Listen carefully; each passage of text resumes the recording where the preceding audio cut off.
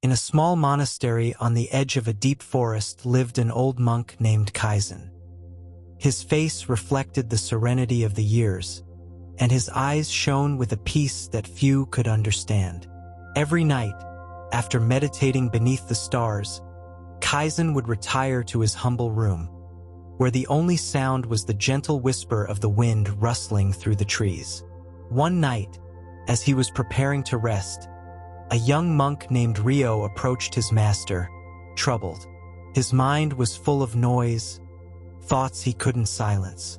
"Master Kaizen," he said with a trembling voice, "I can't stop worrying about what others think of me. Their words haunt me. Their looks unsettle me. How can I find peace when everything affects me?" Kaizen looked at him kindly and gestured for him to sit beside him. "Rio," he said, "the wind blows without asking which direction you want it to go. Sometimes the words and glances of others are like that wind. They have no power over you unless you give it to them." The young monk didn't fully understand his master's words, but he felt there was something profound in them. In time, he fell asleep to the quiet murmur of the wind, letting his thoughts dissolve like leaves floating in the air. That same night, Rio dreamed of a peaceful river. The water flowed gently, reflecting the moonlight, unconcerned by the stones in its path or the direction it took. The river's current seemed to whisper to him, "Do not resist. Flow like water." When he awoke at dawn, the young monk felt lighter, as if something within him had shifted. He decided to go out to the monastery's garden to meditate. The sun was just beginning to peek over the mountains, and the atmosphere was filled with deep stillness. As he sat beneath a tree, a group of monks walked along a nearby path. Their conversations filled the air, but Rio, with newfound understanding, paid no attention to their words. Instead, he focused on his breathing, allowing each inhale and exhale to connect him to the present moment.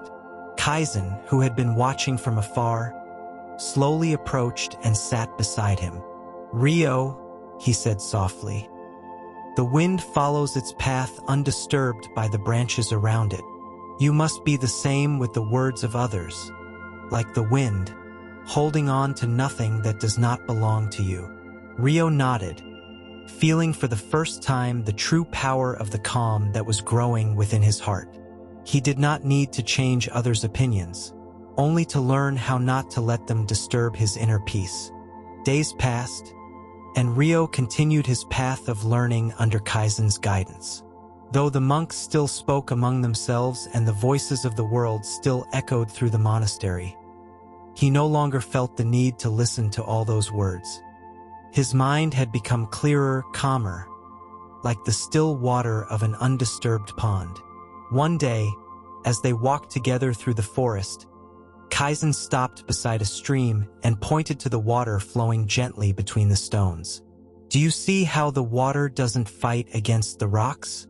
It simply flows around them," said the elder monk. Rio watched in silence, feeling each of Kaizen's words sink deeply into his heart. "The opinions of others are like these stones," Kaizen continued. "You cannot control them, but you can choose how to respond to them. If your mind clings to every word, every criticism, every judgment, your peace will be disturbed. But if you choose not to hold on, if you simply observe like the water, your serenity will remain untouched." Rio began to understand that true power did not lie in changing others, but in changing his relationship with the world around him. It was not about ignoring people, but about finding balance within himself, where the words of others could no longer disturb his peace. That afternoon, Rio walked alone along the monastery paths, deep in thought. His steps were gentle, as if the earth itself absorbed each movement. The wind blew through the trees, carrying with it a soft whisper. For a moment, the only thing he could hear was that sound, the echo of the wind caressing the leaves. In that moment, Rio remembered something his master had once told him. The wind never stops to listen to criticism, It follows its path, never pausing to respond to every sound that challenges it. That is how you must be. Do not stop for every word, for every glance. Simply follow your path. With that reflection in mind, he paused in a small clearing. He watched as the leaves gently fell to the ground, floating effortlessly. There was no rush in their descent, no struggle against the air. They were free, completely surrendered to the natural process. Rio sat down on the ground, crossed his legs, and closed his eyes. I am like the leaves, he thought. The wind may blow around me, but I am free to fall gently, without resistance. As he took a deep breath, he allowed his mind to empty of all that was not essential. It didn't matter what others said. It didn't matter whether their words were kind or cruel. He was the tree, growing from his own center, unshaken by the wind. The next morning, Kaizen invited Rio to join him at the top of a small hill, where a large, sturdy tree stood. Its branches were wide and strong, and its trunk was covered in moss, bearing the marks of time. This tree, Kaizen said as he pointed to it, has endured storms, strong winds, and the passing of many years. Yet, despite it all, it stands firm, its roots deeply connected to the earth. It doesn't get distracted by what happens around it. It simply grows and remains where it is. Rio looked at the tree closely. He could see its leaves trembling in the breeze, but the trunk remained unmoved. How does it do that? Rio asked, intrigued. It does so because it does not allow what happens around it to define it, Kaizen replied. It doesn't matter how many times the wind strikes it, or how often the seasons change. The tree follows its course because it is at peace with what it is. That is how we must be, Rio. We must be like this tree, rooted in our being, without letting the wind of others' opinions sway us. Rio then understood that his inner peace didn't depend on the approval of others, nor on the warmth or coldness of their words.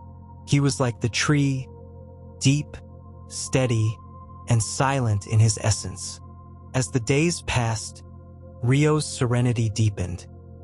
He no longer felt the weight of others' gazes nor the echo of words that once disturbed him. Everything within him had begun to align, like the stars on a clear night. But one day, as he walked through the forest, something unexpected happened. Rio came across a solitary flower, beautiful and delicate, growing at the edge of the path. Its petals were pure white, almost radiant. Fascinated by its beauty, he moved closer to admire it. But as he did, he noticed a snake slowly slithering through the grass, heading toward the flower. Rio stepped back, uncertain whether he should intervene. The snake is dangerous, he thought. Should I stop it? Protect the flower? Before he could act, Kaizen appeared at his side. He smiled and watched the scene without haste. Rio, what do you see here? He asked gently. I see a beautiful flower and a snake that might harm it, Rio replied, looking at both the flower and the snake with concern. Such is life, said Kaizen, gesturing toward the snake. There are moments when things seem to threaten us, but our true strength does not lie in changing what is outside of us, but in how we respond to it. The flower does not fight the snake. It simply exists, being what it is, its beauty untouched by what happens around it. Rio watched closely. The snake, without harming the flower, glided past and disappeared into the bushes. The flower remained there, still, undisturbed in its peace. What surrounds us may seem uncertain or dangerous, Kaizen continued, but if you remain rooted in your being, like the flower, nothing can steal your peace. Rio then understood that, like the flower, he could exist in harmony with the world, without being consumed by fears that did not belong to him. Time passed, and the young monk continued his practice, now with a deep calm that radiated from within. He no longer feared the words or glances of others. His peace was stronger than ever, like a mountain unaffected by the passage of time. One day, while meditating atop a hill, Kaizen approached him with a serene smile. "Ryo," he said, "have you ever observed a mountain from afar?" Ryo looked up, admiring the mountains surrounding the monastery. "Yes, master. They are vast and majestic. They seem immovable." "Exactly," said Kaizen. "But have you ever considered what happens inside the mountain? The rocks and earth within are not disturbed by what happens on the outside. The mountain remains still, regardless of storms, rain, or wind. Its peaks continue to rise toward the sky, no matter how fierce the weather." Ryo paused to reflect. "Is that what it means to have inner peace, master?" "Yes," Kaizen replied. "Inner peace is like that mountain. It is not disturbed by external hardships because it is firmly grounded in its essence. In your heart, there must be a mountain, an unshakable place where peace and serenity reside, no matter what winds may blow around you." Ryo felt a profound connection to these words. He now understood that true strength did not come from controlling what happened outside of him, but from holding steady in his own center, unchanging and serene. That night, Ryo found himself once again beneath the starry sky, in the same place where he had meditated so many times. The wind blew gently, and the stars seemed to shine brighter than ever. All around him was silence, but within him, a whisper of peace filled his being. He recalled all he had learned from Kaizen: the power of not clinging to others' words, the serenity of the flower in the face of the snake, the steadfastness of the mountain untouched by storms. He now understood that peace was not something to be obtained from others or from external circumstances, but something to be cultivated within himself. As he closed his eyes and breathed deeply, he felt his being dissolve with the wind, like a leaf gently carried by the current of air. He didn't need to fight anything. He didn't need to earn anyone's approval. He only needed to be, like the wind, free from all attachments, flowing on his own path. The young monk smiled, feeling true freedom for the first time.